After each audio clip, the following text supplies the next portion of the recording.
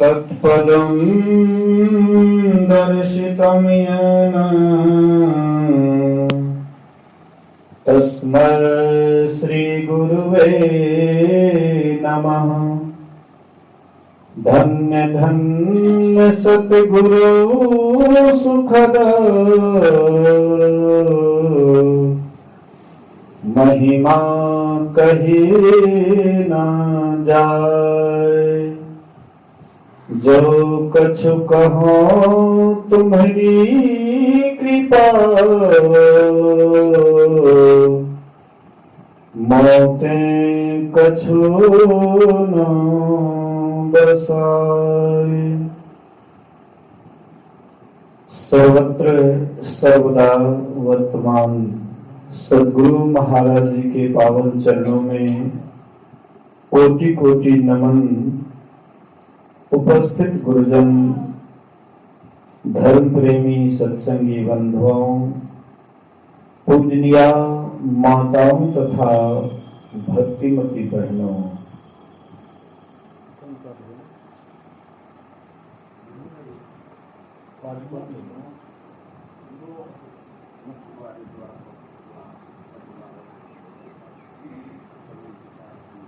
बोलिए श्री सद्गुरु महाराज की जय। यह सप्ताह ध्यान साधना शिविर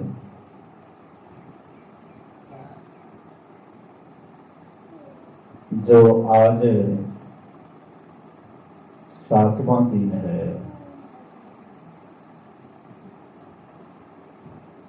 यह किस हेतु से किया जा रहा है यह सर्वविदित है। पूज्य स्वामी जगदानंद जी महाराज, जिसकी माता जी अस्वस्थ थी, सुनने में आया कि कुछ सुधार हुआ है। अस्वस्थ थी, बोल नहीं पाती थी, अभी मैं देख रहा हूं कि बैठ करके सत्संग सुन रही है। तो जरूर है कुछ न कुछ सुधार है, इसलिए बैठ करके सत्संग सुन रही है। उनके स्वास्थ्य हेतु, स्वास्थ्य लाभ हेतु सत्संग और ध्यान का आयोजन किया गया है। हालांकि माता जी भीतर से साधु हैं, ललका वस्त्र नहीं पहनी है, लेकिन वह भीतर से साधु हैं। उनके अंदर में साधुता भरा हुआ है। किन्हीं के प्रति भी उनके मुंह से जल्दी कुभाषा नहीं निकलता है। जब भी निकलता है मीठा वचन ही निकलता है। स्वभाव से साधु हैं, इसीलिए ऐसे साधु को जन्म दिया है जो बराबर ध्यानरत ही रहते हैं। माता जी भी बराबर ध्यान करती हैं, घंटों घंटा ध्यान करती है, अनुभूति भी होती है, अनुभूति भी प्राप्त करते हैं। हम लोग उनके उद्धार के लिए क्या करेंगे? हम लोग तो अपने अनहरिया में हैं, और जो प्रकाश में चले गए उनके लिए हम क्या उद्धार की बात करेंगे? तो स्वयं गुरु महाराज जी जानते हैं, ललका करिया से कोई मतलब नहीं है, कपड़ा से कोई अंतर नहीं पड़ता है।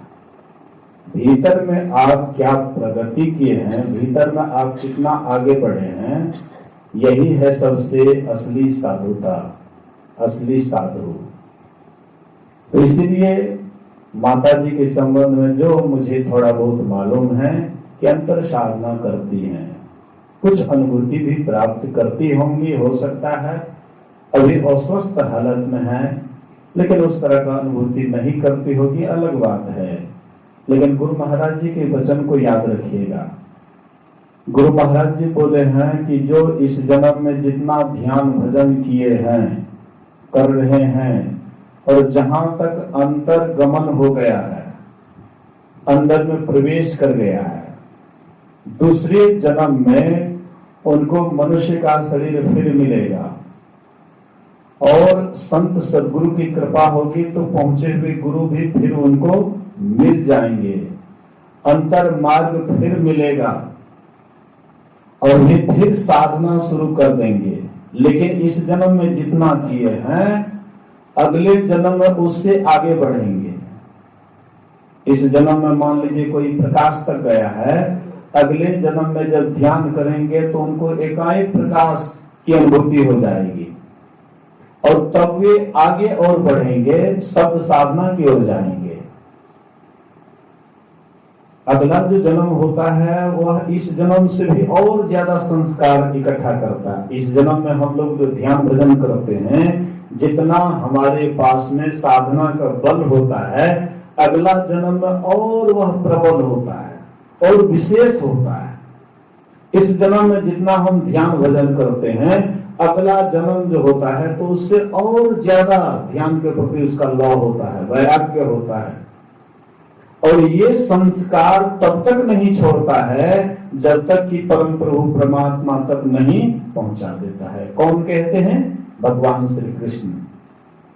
भगवान श्री कृष्ण कहते हैं कि जो ध्यान करते हैं, योग साधना का आरंभ कर दिए हैं, अंतर साधना में उद्गति को प्राप्त कर लिए हैं, उनका बीच में जब शरीर छूट जाता है तो वह कहां जाता है? तो मेरे सीधे स्वर्ग को जाता है। वहां से जब आता है तो किसी श्रीमान के घर में जन्म लेता है या योगियों के कुल में जन्म लेता है।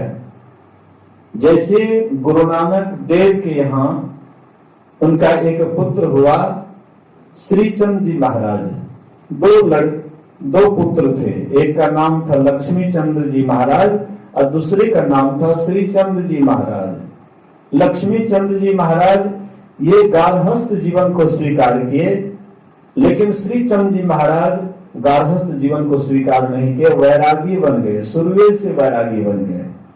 तो योगियों के कुल में जो जन्म हुआ श्रीचंद जी महाराज का, गुरु नानक ऐसे पिता, उनके यहाँ जन्म लेना ये योगियों के कुल में जन्म लेना है। और गुरु महाराज कहते थे कि ऐसा जो जन्म होता है बड़ा भाग्य से मिलता है, सबको ऐसे जन्म नहीं मिलता है। श्रीमान के घर में जन्म लेना ये भी कुछ विशेष है, लेकिन उससे भी विशेष है योगियों के कुल में जन्म लेना। कबीर साहब गरीब के यहां जन्म लिए थे, लेकिन कबीर साहब संतोषी बहुत थे और संतोषी होने के कारण ही ध्यान भजन में दिन रात डूबे रहते थे। पूज्य स्वामी जगदीश बाबा, जगदानंद बाबा भी बहुत संतोषी हैं, बड़ी संतोषी हैं। आजकल देखिए ना बाबा जी सर एक दिन में 4 प्रोग्राम करता है, किसी को नहीं कहता कि तुमको समय नहीं देंगे, जो मांगता है दक्षिणा के कारण 4 प्रोग्राम ले लेते हैं।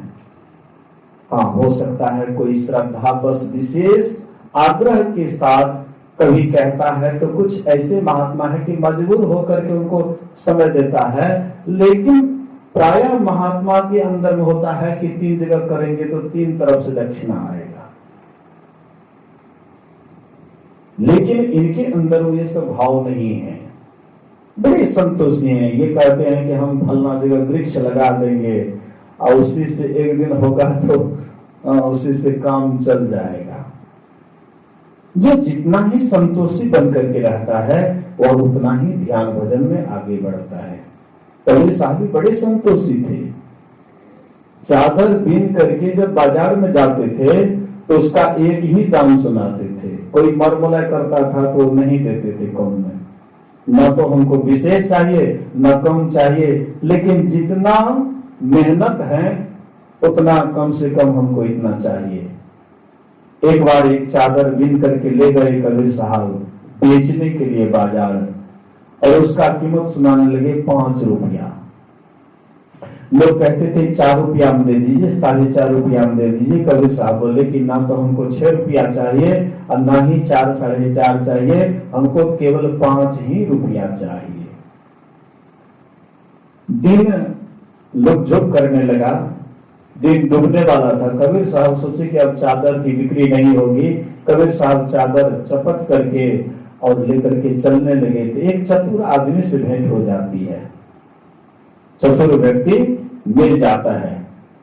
तो कहते हैं कि कबीर साहब क्या चादर की बिक्री नहीं हुई? कने देर बैठो जितेंद्र बाबू, कने देर बैठो, नहीं हेते होते देर तक अवश्य संतोष करूं न। बोलिए श्री सदगुरु। बेसी देर नहीं जीते नहीं, लोग बुझे थे कि आप बाबा पकड़लक नहीं तो घंटा 1.5 घंटा खींचते, लेकिन तेहन भाल नहीं छे। बोलिए श्री सदगुरु महाराज की। तो कबीर साहब चादर समेट करके जैसे चलने लगे तो वैसे ही एक चतुर आदमी से रास्ते में भेंट हो जाती है। और ये चतुर आदमी पूछते, कबीर साहब चादर की बिक्री नहीं हुई क्या? बोले कि नहीं, इसका दाम हम 5 रुपया सुनाते थे, कोई कहते थे 4 में दे दो, 4.5 में दे दो, लेकिन हम नहीं दिए। बोले कि ये चादर हमको दे दीजिए। आपको कितना चाहिए? तो बोले कि 5 रुपया। बोले कि हम आपको 5 रुपया दे देंगे, लेकिन ये चादर हमको दे दीजिए। तो दे दी कबीर साहब। वह चतुर व्यक्ति गए, फिर बाजार हाट गए और जाकर के उसका दाम सुनाने लगे 8 रुपया। तो कोई मोल मोलाई करके 7 रुपया में वह चादर खरीद लिए और कबीर साहब को 5 रुपया दे करके 2 टका मुनाफा दिखाते हैं कि जिस चादर को आपने मतलब 5 रुपया में नहीं बेच सका, वह चादर को मैं 7 रुपया में बेच दिया। कबीर चाले हाट को कहे न कोई पतियाए, अब 5 टके का 2 पटा 7 टके को जाए। जो 5 रुपया में कबीर साहब नहीं बेच सके, उसको 7 रुपया में बेचे। मतलब बड़े संतोषी थे।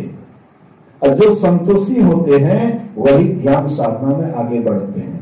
जिनके अंदर में होता है, चाहे अपना घर बनाना है तो 1 मंजिला बना लिए, तो 2 मंजिला, तो 3 मंजिला, जैसे आपके मन में होता है वैसे महात्मा के भी मन में होता है कि भवन बना लिए तो अगला भवन बना ले, उससे भी उसके बाद बना ले, ये कर दे वो कर दे। जैसे आप लफड़ा में पड़े हुए हैं तो महात्मा हमको लगता है उससे भी दुगुना लफड़ा में पड़े हुए हैं।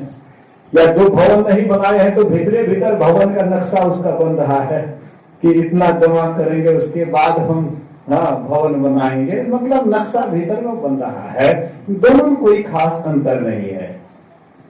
कोई अपना घर बना रहा है और कोई 10 के लिए बना रहा है, लेकिन बना रहा है घरे। दूसरा चीज तो नहीं बना रहा है, ईटे मसले का बनाता है, कोई दूसरा चीज बनावे तब तो। लेकिन हाँ, असली घर जो ध्यान भजन करते हैं, साधना करते हैं, अंतर साधना करते हैं, भीतर में अनुभूति होती है, ये आपका असली धन है। और ये असली धन के लिए हम लोग धीरे धीरे मेहनत करना छोड़ रहे हैं। ध्यान भजन से अपने आप को हटा रहे हैं और संसार के प्रति, संसार के प्रगति के लिए हम लोग दिन रात एड़ी चोटी करते रहते हैं। इसलिए संत महापुरुष कहते हैं थोड़ा सा समझो, विचार करो। तो कहने का आशय है, मतलब है, हम आपको भी अगर ध्यान में प्रगति करना है तो संतोषी बनना है। थोड़ी सी कमाई में संतुष्ट होकर के रहेंगे, फिर आप ध्यान में प्रगति कर देंगे। तो अंतर साधना माता जी करती हैं, करती थी, अभी भी करती होंगी। एक बार मैंने महर्षि शाही स्वामी जी महाराज से पूछा, हुजूर लोग कहते हैं कि बुढ़ापे में ध्यान होता है। तो बाबा कहते, कौन कहता है बुढ़ापे में ध्यान होता है? अरे बुढ़ापे में ध्यान नहीं होता, बल्कि जवानी में जो ध्यान कर लेते हैं, ये जो आदत लगा हुआ रहता है, यही आदत बुढ़ापे में काम आता है। लेकिन बुढ़ापे में ध्यान होता है, ऐसा नहीं। जवानी में जो ध्यान साधना का आदत बना लिए हैं, जिनको जहां तक ध्यान करते करते अनुभूति हो गई है, यही आदत उनको उसमें काम आता है। और शरीर छोड़ते समय में जीव को बहुत कष्ट होता है। एक बिच्छू का डंक मारे तो लगभग 103-4 डिग्री बुखार हो जाता है एक बार, एक बिच्छू के डंक मारने पर। लेकिन शरीर छोड़ने पर संतों ने एक अनुमान लगाया है कि लगभग 1000 बिच्छू एक साथ शरीर में डंक मारे, उससे कितनी वेदना होती है, उतनी ही वेदना शरीर छोड़ते समय में होता है। लेकिन ये वेदना से कौन बचेंगे? जो ध्यान साधना में, अंतर साधना में उर्धगति को प्राप्त कर लिए हैं। इसलिए संत महात्मा जब शरीर छोड़ने लग जाते हैं, उनके चेहरे को देखिएगा बड़ा प्रसन्न रहते, बड़े खुश रहते। लेकिन जो अंतर साधना में ऊपर उठे हुए हैं वो, और नहीं तो बढ़िया बढ़िया नामी गामी महात्मा भी देखिएगा शरीर छोड़ते समय चेहरा उदास हो जाता है। देखिएगा चेहरा देख करके पता लगेगा बड़े उदास हैं, लगता है कुछ खो रहा है। लेकिन जो भीतर में प्रगति कर लिए हैं, अंतर साधना की अनुभूति कर लिए हैं, वे कभी भी उदास उसका चेहरा नहीं रहता। शरीर छोड़ते समय में भी उनके चेहरे को देख करके लगता है कि आनंद टपक रहा है, आनंद की वर्षा हो रही है, ऐसा आपको बुझाएगा। लेकिन जो साधना में आगे बढ़ गए हैं, और नहीं तो उतनी परेशानी के समय में वे कहरने लग जाते हैं, हाय हाय करने लग जाते हैं। देखिएगा हम शरीर छोड़ते समय में लोग कैसे करते हैं, उनके शरीर को देख करके लगेगा कि कितना व्याकुल है, कितना इसको दुख हो रहा है, कितने तकलीफ में है। मैं एक अच्छे सत्संगी को देखा, श्री मेहता कटही के बड़े अच्छे साधक, साधना शिविर में बहुत भाग लेते थे। जहां भी साधना शिविर होता था वहां जाते थे और पंचकालीन ध्यान में अक्सर भाग लेते थे। लेकिन मैंने भी देखा कि उनको बाद में जब रोग हुआ और वे अस्वस्थ रहने लगे, और मैंने जाकर के देखा उनके चेहरे को, तो चेहरा उदास था। मतलब तकलीफ उनके अंदर तक, गहराई तक उसको घेर लिया था। इसी को कहते हैं कि कम से कम इतना साधना कर लीजिए, ध्यान कर लीजिए कि शरीर में कोई भी वेदना हो, कोई भी परेशानी हो, तो आपके मन पर उसका असर नहीं पड़े, आपके आत्मा तक वह गहराई तक नहीं जा सके। लेकिन ये किनको होगा? जो ध्यान साधना अभी स्वस्थ शरीर में अच्छी तरह से कर रहे हैं, अंतर साधना की जिनको अनुभूति हो रही है, उन्हीं को ऐसा होगा। लेकिन जो चाहेंगे हाँ अभी खेलते धूपते राम लला है, खेलते धूपते दिन गला, खाते पीते राम लला और खेलते धूपते दिन गला, ऐसे खाते पीते घूमते फिरते प्रोग्राम करते दान दक्षिणा लेते हुए जेब भरते हुए अंतिम समय शरीर छूटेगा, आपका ख्याल कहाँ जाएगा? थोड़ा आप याद कीजिए, अभी आपका कहाँ ख्याल चल रहा है, आप अभी भी देखिए अपने आप को। किसी से पूछने की जरूरत नहीं है, आप अपने से पूछिए कि हमारा मन कहाँ घूम रहा है। 24 घंटा में कितना देर हम ध्यान साधना कर पाते हैं, कितना देर तक मेरा मन एकाग्र होता है। अगर आप बढ़िया से देखिएगा, अंदर से आपके अंदर में यह आवाज होगी, उत्तर आएगा कि सही में मुझे जैसा करना चाहिए वैसे मैं अपने आप में नहीं हूं, जैसा मुझे अंतर साधना में प्रगति होना चाहिए वैसा नहीं हो रहा है। हमारा मन इधर से उधर, उधर से उधर, हम दूसरे को ठग रहे हैं। हम सोचते हैं कि लोग हमको कहेगा बड़का महात्मा है, बड़का महात्मा है। दूसरे कहेंगे आप अपने को क्या कह रहे हैं, आप अपने को क्यों ठग रहे हैं? दूसरे को क्या ठगिएगा? आप अपने ठगे जाइएगा। कोई किसी को नहीं ठग सकता है। मन जाने सब बात, जान बूझी अवगुण करे, काहे का कुशलात ले दीपक कुआं पड़े।